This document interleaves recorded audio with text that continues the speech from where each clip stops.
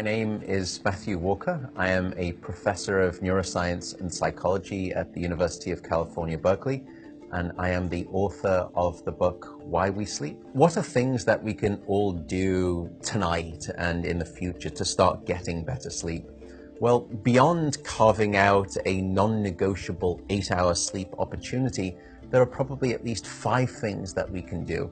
The first is that we have to try and maintain regularity. And if there's one thing that you take away from this, it would be going to bed at the same time and waking up at the same time, no matter whether it's the weekday or the weekend. Even if you've had a bad night of sleep, still wake up at the same time of day and reset. The second thing is that we are a dark-deprived society in this modern era, and we need darkness in the evening to allow the release of a hormone called melatonin. And melatonin helps the healthy timing of our sleep. So try to dim down half the lights in your home in the hour before bed. Stay away from screens, especially those LED screens. They emit blue light that actually puts the brakes on melatonin. And those blue light emitting devices fool your brain into thinking that it's still daytime, even though it's nighttime and you want to get to sleep. The third key ingredient is to keep it cool. Many of us actually have a bedroom that's too warm in terms of temperature. So an optimal temperature is about 68 degrees Fahrenheit or about 18.5 degrees Celsius. And the reason is that your brain and your body need to drop their core temperature by about 2 to 3 degrees Fahrenheit to initiate good sleep. And that's the reason that you will always find it easier to fall asleep in a room that's too cold than too hot. So having a cool room actually takes your brain and body in the right temperature direction to get good sleep. The fourth critical factor is actually avoiding alcohol and caffeine. Unfortunately, this makes me deeply unpopular, but alcohol is perhaps the most misunderstood drug when it comes to sleep. People think that it helps them fall asleep. That's not actually true. Alcohol is a class of drugs that we call the sedatives. And what you're doing is just knocking your brain out. You're not putting it into natural sleep.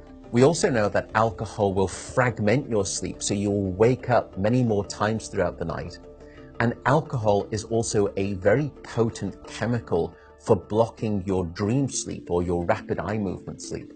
Caffeine is also a problem. Many of us know that caffeine can keep us awake. It's an alerting chemical. It's a stimulant in terms of a class of drugs. But few people know that even if you can have a cup of coffee after dinner and you fall asleep fine and maybe you stay asleep, the depth of the deep sleep that you have when there is caffeine within your brain isn't as deep as when you have abstained from that cup of coffee after dinner. So as a consequence, you wake up the next morning, you feel unrefreshed, and you don't remember waking up or having a difficult time falling asleep, but now you find yourself reaching for 2 or 3 cups of coffee in the morning, and you develop this dependency, this addiction cycle.